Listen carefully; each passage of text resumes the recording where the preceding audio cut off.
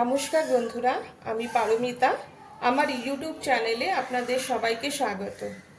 আজকে আমি আপনাদেরকে একটা নিরামিষ রান্না করে দেখাবো, কুমড়োর ছক্কা। এটা যে কোনো পুজো পার্বণ অনুষ্ঠানে এই রান্নাটা করে আপনারা ভগবানের কাছেও দিতে পারেন। তো কুমড়োর ছক্কা বানাতে যা যা জিনিস লাগবে সেগুলো হলো কুমড়ো যেটা স্কোয়ার করে কাটা, আলু যেটা স্কোয়ার করে কাটা, নারকেল গুঁড়ো বা নারকেল কোড়া যে কোনো ইউজ করতে পারেন। শুকনো নারকেল গুঁড়ো থাকলে নারকেল গুঁড়োও নিতে পারেন, বা কাঁচা নারকেল থাকলে সেটা আপনারা বাড়িতে কুড়িয়েও নিতে পারেন। আর রয়েছে ভেজানো ছোলা, চেরা কাঁচা লঙ্কা, একটা ভাজা মশলা যেটা আমি বানিয়ে নিয়েছি। এই রেসিপিটা আমি ডেসক্রিপশন বক্সে লিখে দেব। 1 চামচ জিরে গুঁড়ো, 1 চামচ ধনে গুঁড়ো, একটু বাটার জন্য একটু কাঁচা লঙ্কা আর আদা, আর ফোড়নের জন্য 2টো তেজপাতা, 2টো লঙ্কা আর একটু 5 ফোড়ন। আর অবশ্যই লাগছে ঘি আর হিং, খুব সামান্য পরিমাণে হিং লাগবে। তাহলে বন্ধুরা চলুন রান্নাটা শুরু করা যাক। আমরা সবার প্রথমে যেটা করব, বাটা মশলাটাকে মিক্সিং জারে ভালো করে পেস্ট করে নেব। তার মধ্যে কি কি থাকবে, অবশ্যই এই আদা আর লঙ্কা, তার সাথে এই ধনে আর জিরে, এই 3টে জিনিস আমরা বেটে নেব। এখানে আদা লঙ্কা ধনে জিরে একসাথে পেস্ট, একটা মিহিন পেস্ট বানিয়ে নিলাম। এরপরে গ্যাসটা জ্বালিয়ে নিই।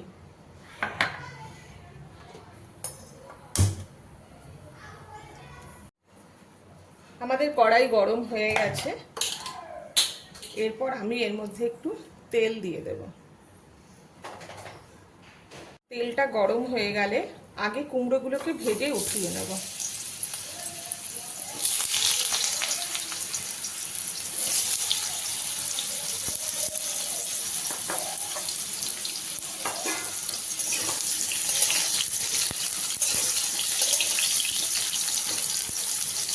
ভাজবো, খুব সামান্য পরিমাণে নুন দেব।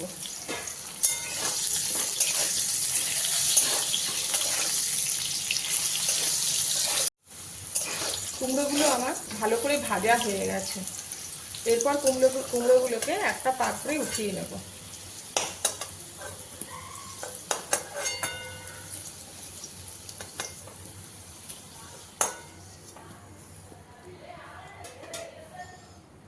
এরপরে এই তেলের মধ্যেই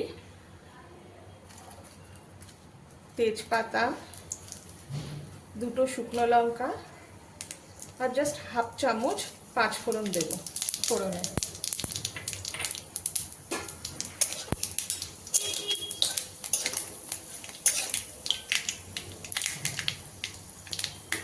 ফোড়নটা ভাজা হয়ে গেলে এর মধ্যে আলু দিয়ে দেব।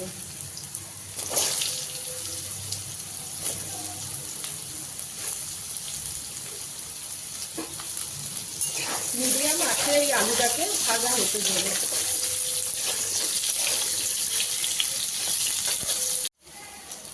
আলুটা হালকা ভাজা হয়ে গেলে এরপর এর মধ্যে আমি ছোলাগুলোকে দিয়ে দেব। ছোলা দেওয়ার পরে কিছুক্ষণ নাড়াচাড়া করব।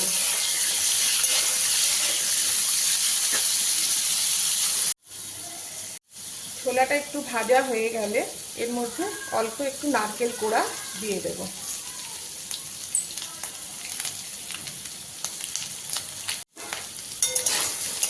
নারকেল কোড়া দিয়ে একটু হালকা করে নাড়াচাড়া করব। খুব অল্প সময়ের জন্য নারকেলটাকে একটু ভাজা হতে দেব।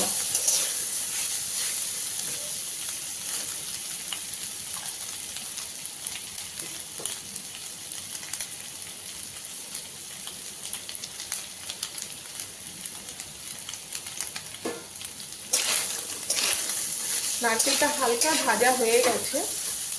এরপরে এই বাটা মশলাটা দিয়ে দেব।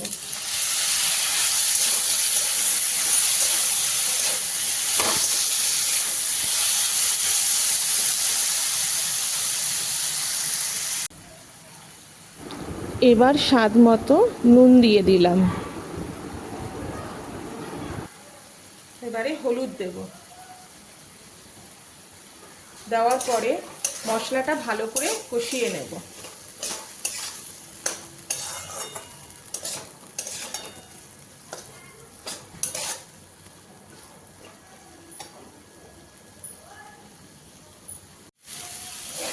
আলুর সাথে মশলাগুলো ভালোভাবে কষানো হয়ে গেছে।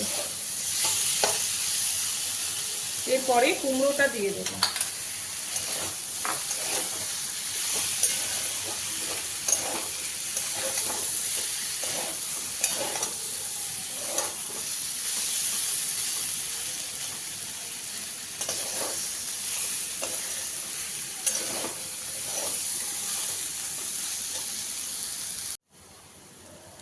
ভালো করে ভাজা হয়ে গেছে মশলাটা, খুব সুন্দর একটা গন্ধ বেরোচ্ছে।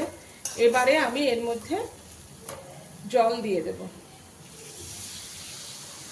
সবজিটা জাস্ট সেদ্ধ হওয়ার মতন আমি জল দেব। এই তরকারিটা কিন্তু গা মাখা মাখা হয়, আর এটা রুটি, লুচি, পোলাও, লুচি এই সমস্ত জিনিসের সাথে খুব ভালো লাগে খেতে।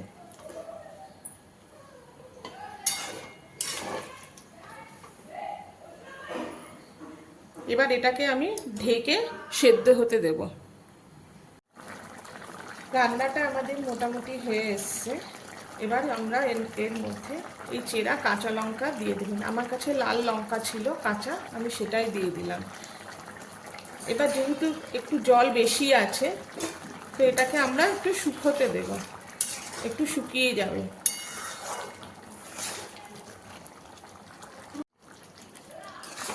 রান্নাটা আমাদের পুরো হয়ে গেছে। যেহেতু আমি নিরামিষ তরকারিতে একটু মিষ্টি খাই, সেহেতু আমি এখানে একটু চিনি দেব। যারা আপনারা এটা স্কিপ করতে চান তো স্কিপ করে দিতে পারেন। আমার একটু পছন্দ নিরামিষ রান্নাতে একটু মিষ্টি মিষ্টি হবে, ভালো লাগবে।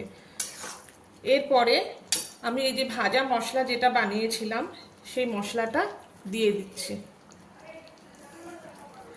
এই ভাজা মশলার রেসিপিটা আমি ডেসক্রিপশনে লিখে দেব, আপনারা বানিয়ে নেবেন।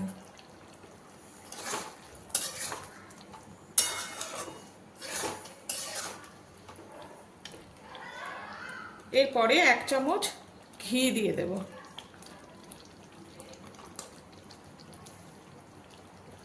ব্যাস আমাদের রান্নাটা হয়ে গেছে।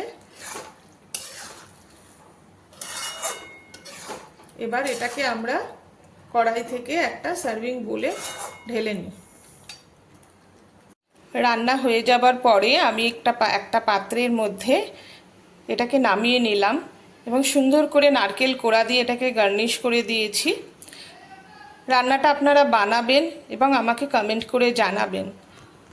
যদি ভালো লেগে থাকে রান্নাটা, তাহলে অবশ্যই আমার চ্যানেলটাকে সাবস্ক্রাইব করবেন, কমেন্ট করবেন এবং শেয়ার করবেন। আরও নতুন নতুন ভালো ভালো রান্না নিয়ে আমি পারমিতা আপনাদের সামনে আবার হাজির হব।